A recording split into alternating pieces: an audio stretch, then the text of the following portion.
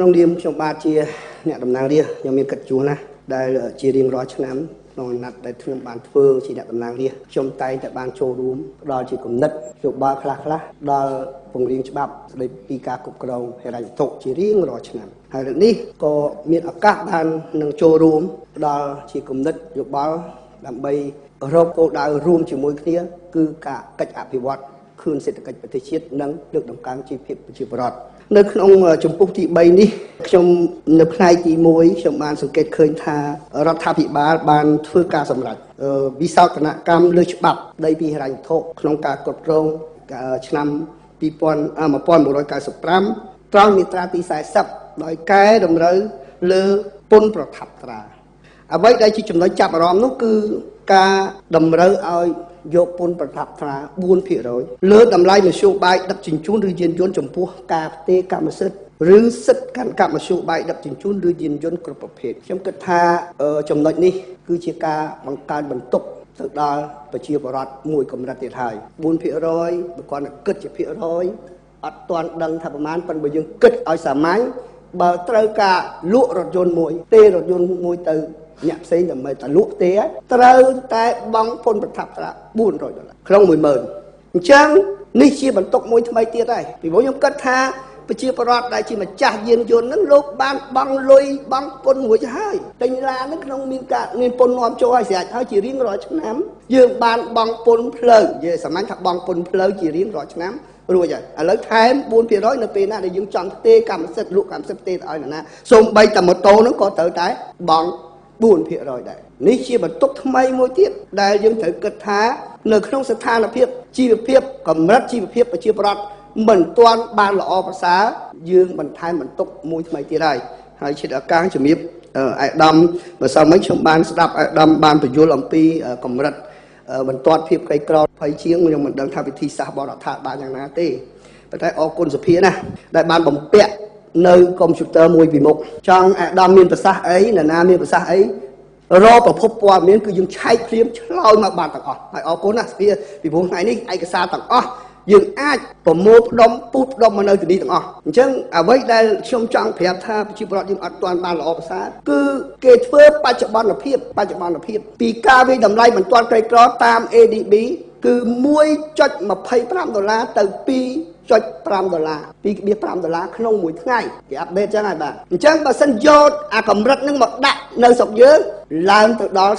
40% នៅបន្ទាត់ក្រីក្រប៉ុន្តែថាបើមិនដឹងថាម៉េចទេបែបសេត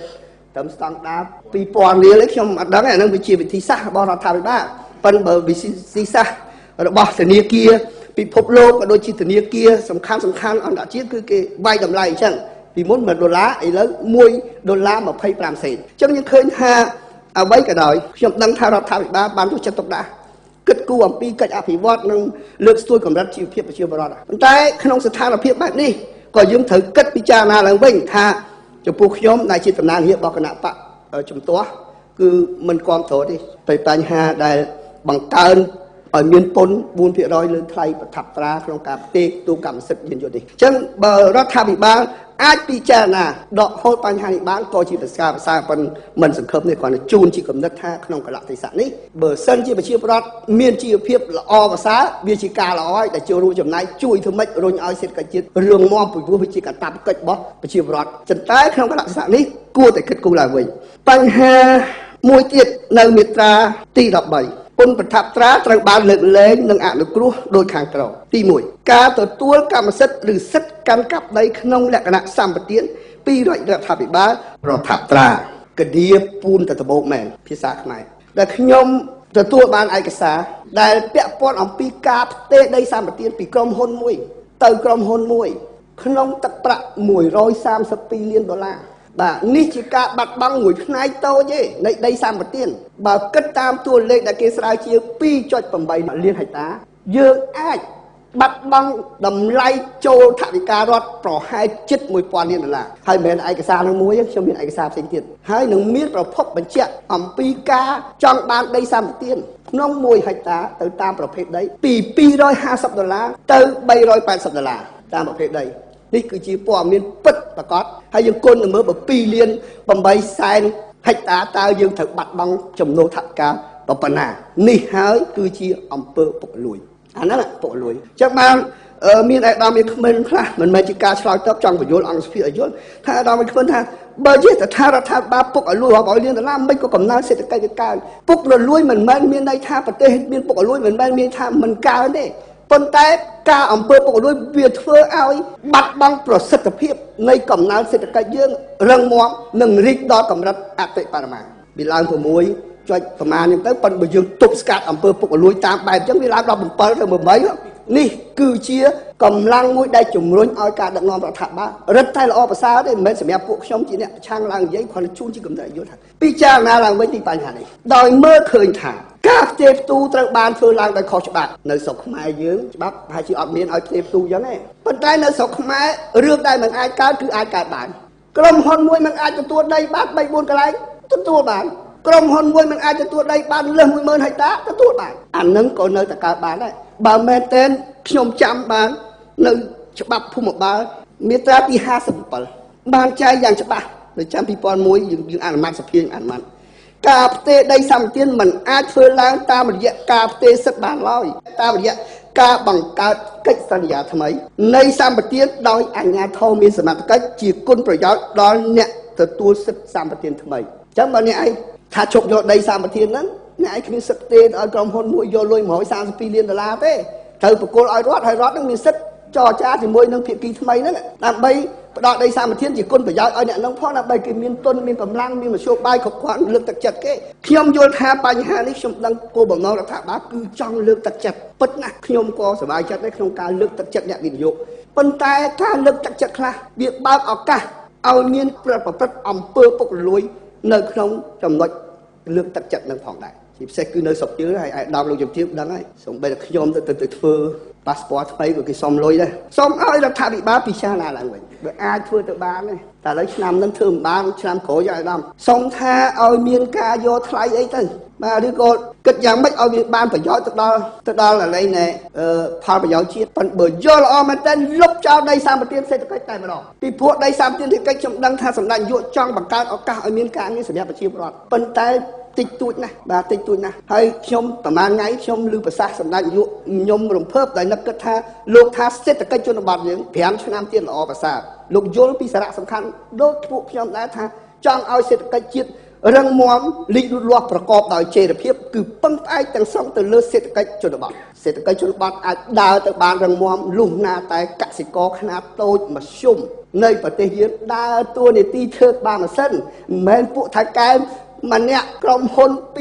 225មានដីជាង2លានហិកតាទៅគ្រប់គ្រងសេដ្ឋកិច្ចជាតិហ្នឹងវារឹងមាំអត់ទេតែគេបានចំណេញមកតែខ្ញុំនឹងគេបើធ្វើតកាយយកទៅដាក់ធនាគារឬវិនិយោគរឿងផ្សេងហើយបើប្រជាពលរដ្ឋសាមញ្ញថ្នាក់មធ្យមថ្នាក់ទាបបានលុយមកគឺចាយវិលលើទីផ្សារធ្វើឲ្យសេដ្ឋកិច្ចកាន់តែរីកចម្រើននេះជាទ្រឹស្ដីសេដ្ឋកិច្ចដែលខ្ញុំដឹងខ្លះៗពីបទពិសោធន៍ធ្លាប់ធ្វើជាអ្នកតំណាងរាស្ត្រ40កន្លងមកក្នុងរយៈពេលជាង10ឆ្នាំនេះអញ្ចឹងខ្ញុំទទូចឡើងវិញថាសូមឲ្យរដ្ឋាភិបាលលុបចោលទៅ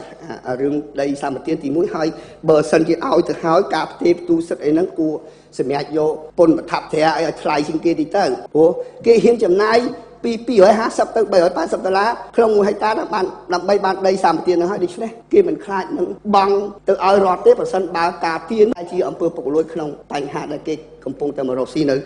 ស្រុកយើងមួយទៀតខ្ញុំពាក់ព័ន្ធនឹងក៏គិតគូរផងដែរទៅដល់ការលើកស្ទួយជីវភាពប្រជាពលរដ្ឋជាកសិករនៅមូលដ្ឋានតែបើតែ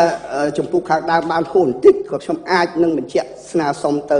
តំណាងរាជរដ្ឋាភិបាលជាពិសេសឯកឧត្តមឧបនាយករដ្ឋមន្ត្រីលោកមេតាពិចារណាផងដែរថាខ្ញុំឃើញយើងឆ្នាំនេះថវិកាចំណាយកើនឡើងច្រើនដែរខ្ញុំទទួលស្គាល់ថារដ្ឋាភិបាលបានធ្វើការប្រឹងប្រែងហើយប៉ុន្តែ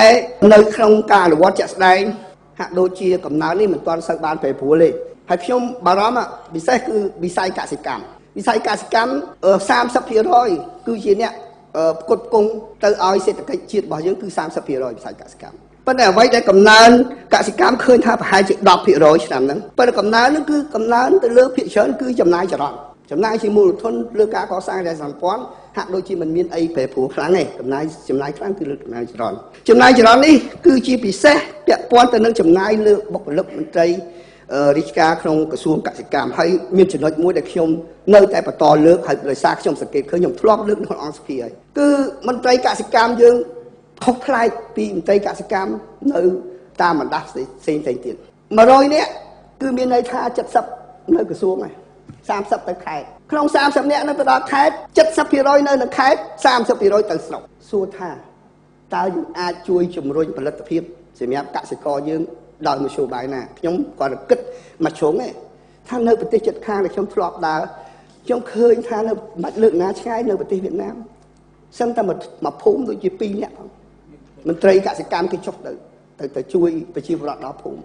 តែយើងអត់តែឃើញមានសិក្ខាសាលាម្ដងម្កាលទៅសហការដៃគូជាមួយនឹងអង្គការក្រៅរដ្ឋាភិបាលដែលអនុវត្តក្នុងកម្មវិធីជួយវិស័យកសិកម្មហ្នឹងបាទប៉ុន្តែខ្ញុំដឹងថារដ្ឋាភិបាលលោកបានប្រឹងប្រែងខិតខំប៉ុន្តែនៅមានចំណុចអវិជ្ជមានឲ្យត្រូវកើតមានមួយឆ្នាំហើយមួយឆ្នាំទៀតពីព្រោះយើងចង់ដើរបានគោលដៅធ្វើម៉េចឲ្យ5ឆ្នាំទៀតសេដ្ឋកិច្ចកសិកររបស់យើងសេដ្ឋកិច្ចជនបទយើងល្អប្រសើរអញ្ចឹងដើម្បីឲ្យសេដ្ឋកិច្ចល្អប្រសើរអាដាមដឹងហើយទី1កសិករត្រូវមានដីធ្លីធ្វើគ្រប់គ្រាន់កសិករត្រូវមានអីទៀតជួយស្អីខ្លះរដ្ឋាភិបាលត្រូវជួយខ្លះតាំងពីឥណទានផងអីផងខ្ញុំបានគិតដល់ឥណទានតាំងពីទីផ្សារកសិផល